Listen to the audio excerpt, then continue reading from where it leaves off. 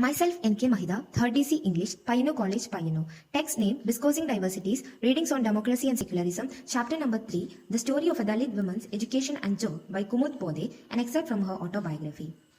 Against all obstacles, I at last matriculated. On seeing the marks I got for Sanskrit, I announced, I shall do an MA in Sanskrit. Our enlightened neighbors laughed as they had done before. Some college lecturers and lawyers also joined in the joke. How can that be possible? You may have got good marks at matric, but it isn't so easy to do an MA in Sanskrit. You shouldn't make meaningless boast. You should know your limitations. The discouragers said what they usually do. The point was that the people who discouraged me were all of my caste, but their words could not turn me from my purpose. I didn't reply. I wanted to answer them by action. For that, I needed to study very hard. In order to take an MA in Sanskrit, I would have to go to the famous Morris College. I had heard so many things about the college from my friend's sister, about the learned professors with their cultivated taste, about the mischievous male students, the beautiful girls, and the huge library. My interest was limited to the professors who would teach me and to the library, and I joined the college. The Hindus from the high caste areas used to taunt me. Even these wretched outcasts are giving themselves airs these days studying in college. I pretended to be deaf. I had begun to have some idea of what Savitribai Phule must have had to endure on account of her husband, Mahatma Jyotiba Phule's zeal for women education. I went through some mixed experiences while I studied. I would call my lecturers' even-handed fairness a very remarkable thing. I was never scared by the prejudice of which repute and rumor had told me. What is more, praise and encouragement were given according to merit. Some people may have felt dislike in their heart of hearts, but they never displayed it. One thing alone irked me, the ironical comments about the scholarship I got. She is having fun and games at the expense of a scholarship, just blotted with the government money. From the peons themselves to the officials, there was the same attitude. I couldn't understand. Was it charity they were dispensing from their personal coffers? They were giving me government money, and if that money was going from them to the government in the form of taxes, then equally a tax was being levied on the public to pay their salaries, and that tax was collected in indirect forms even from the parents of the scholarship holders. So who paid whom? When the Dakshina Prize Committee used to give stipends, there was no complaint of any kind from any level of society, then why now? Oh well. I passed my BA. The figures in my BA mark sheet were worthy of high praise. I had got good marks without falling behind in any way. Not only did I have respect for my teacher's fairness, but it made me happy too. But in human life, no joy is unmixed. It can't be attained fully without some little blemish. So now the story of my MA. In the second year of our MA, we went to the postgraduate department in the university. Very well-known scholars taught us there. The head of the department was a scholar of all India repute. He didn't like my learning Sanskrit and would make it clear that he didn't. And he took a malicious delight in doing so. The sharp close of his taunts left my mind wounded and bleeding. In a way, I had developed terror of this great Pandit. His manner of speaking was honeyed and reasonable, but filled with venom. I would unconsciously compare him with Gokhale Guruji. I couldn't understand why this great man with a doctorate, so renowned all over India, this man in his modern dress, who did not wear the traditional cap, who would eloquently delineate the philosophy of the universal being, and with such ease explain difficult concepts in simple terms, could not practice in real life the philosophy in the books he taught. This man had been exposed to modernity. Gokhale Guruji was orthodox. Yet one had been shriveled by tradition, the other enriched by it, like a tree weighed down with fruit. Days go by, you survive calamities, but the memory of them sets up its permanent abode in you. In the inmost recesses of your inner being, I survived even through such a difficult ordeal. I got my MA with distinction. A congratulatory bouquet of colorful, fragrant flowers came from Professor Dr. Kolte, the former Vice-Chancellor of Nagpur University. I stared at it unblinkingly. In those flowers, I could see Dr. Kolte's heart of blossoming, petal by petal, with pride, and smelled the sweet fragrance of unalloyed joy, thrilling my senses and arousing my self-confidence. And now I would be a lecturer in Sanskrit. My dreams were tinted with turquoise and edged in gold. The images I nursed about myself were taking strange shapes in my mind. A high-paid job would come to me on a platter from the government, for I must have been the first woman from a scheduled caste to pass with distinction in Sanskrit.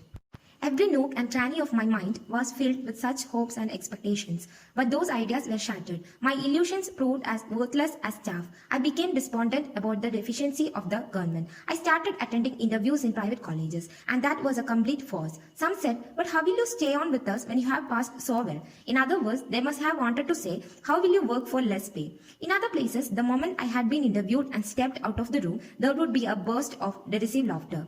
I would hear words like sharp needles. So now even these people are to teach Sanskrit, government Brahmins, aren't they?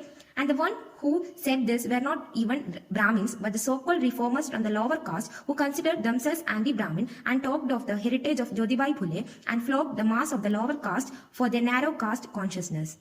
And yet they found it distasteful that a girl from the Mahar caste, which was one of the lower castes, should teach Sanskrit. When people like these, wearing hypocritical masks, are in responsible positions in the society, it does not take even a minute for that society to fall.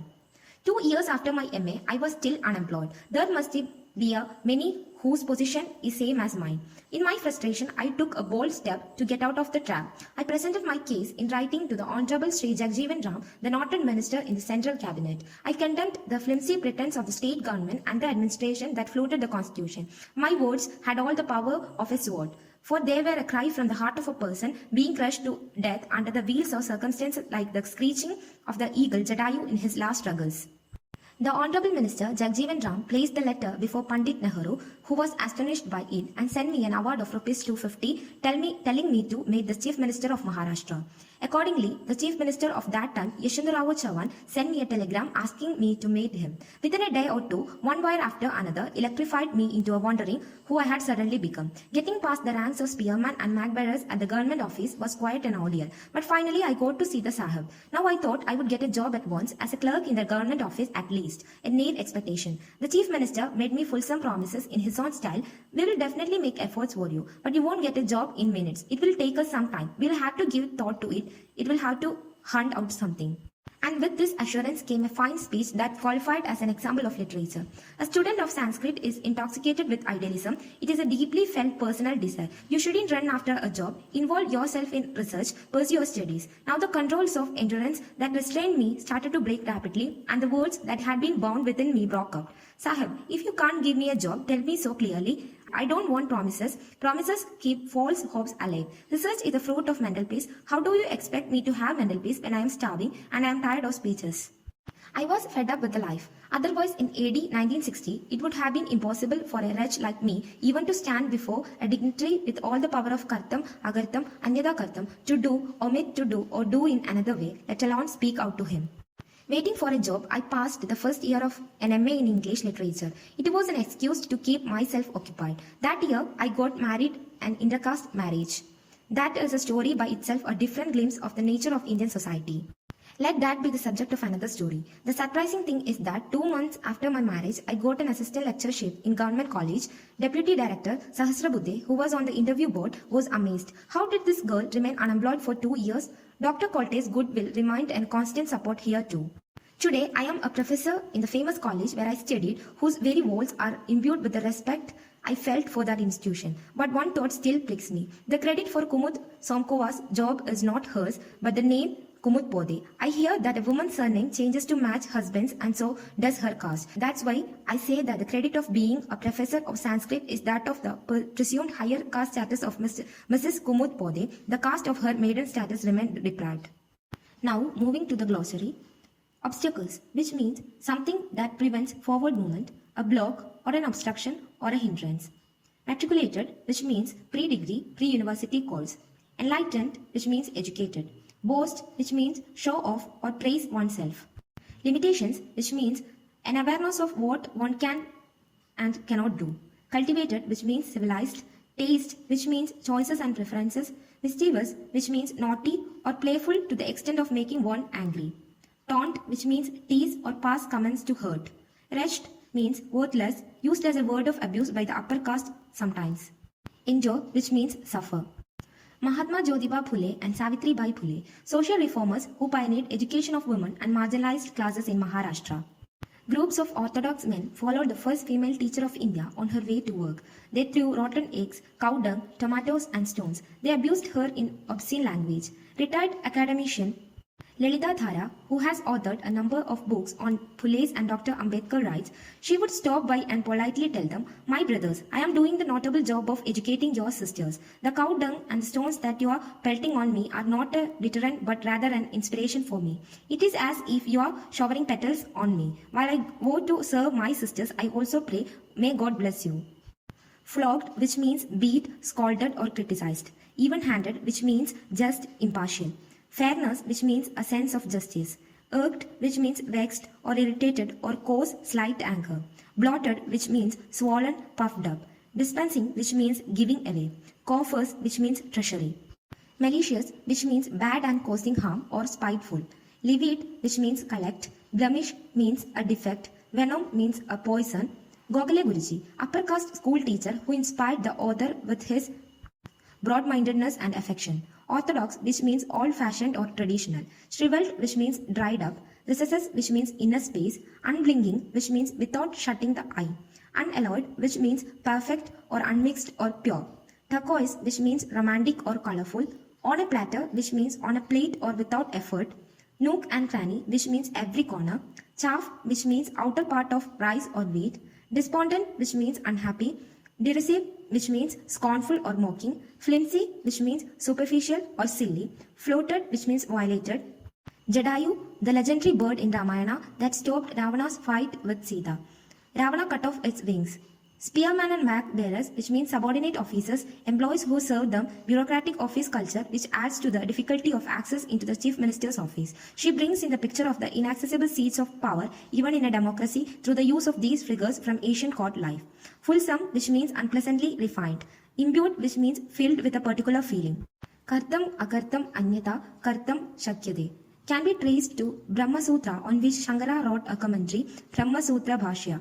It appears to refer to the omnipotence of God or Brahman. It will do, it will undo, and it will do otherwise. Contextually, used in relation to the worldly power of the then CM, dignitary with all the power, it ironically alludes to the absolute nature of power, even in democracy, that can create, annihilate, and do the way it wants. Now, about the author and the excerpt.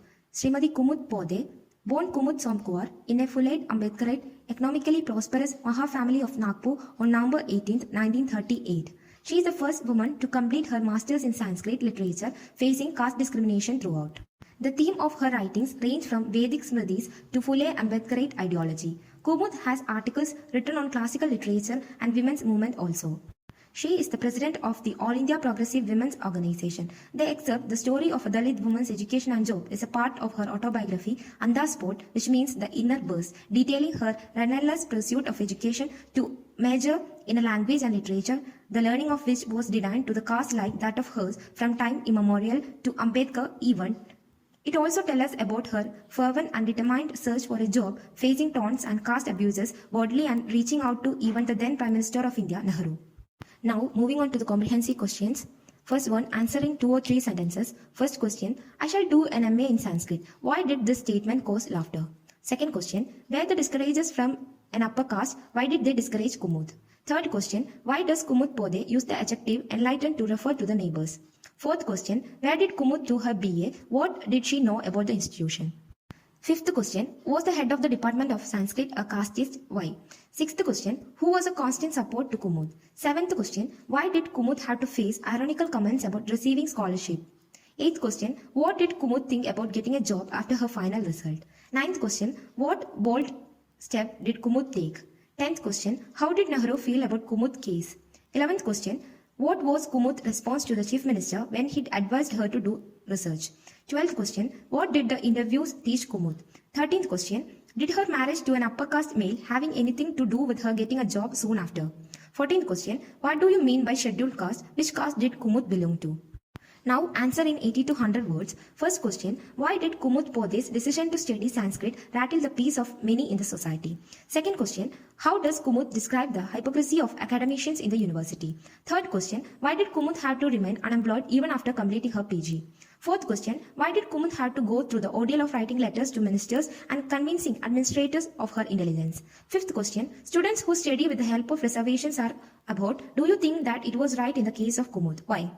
Now answering 200 to 250 words. First question, what is meritocracy? Discuss with reference to the experiences that Kumud Pawde had to go through her during education.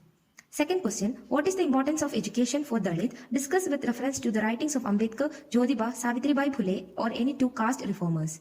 Third question, do you think that a Dalit male would have to encounter so many hurdles as Kumud? Discuss with reference to any Dalit autobiographical text. Fourth question, discuss Kumud's bitter experiences during education and search for a job in the light of Ambedkar's observations on caste and equality in the concluding address. Now, the final section, read, relate and write for internal assessment. First question, recount experiences of caste, class and gender bias you have experienced, seen or read about. Second question, interview a Dalit student and note down the difficulties involved in acquiring education. That's the end of the chapter. Thank you.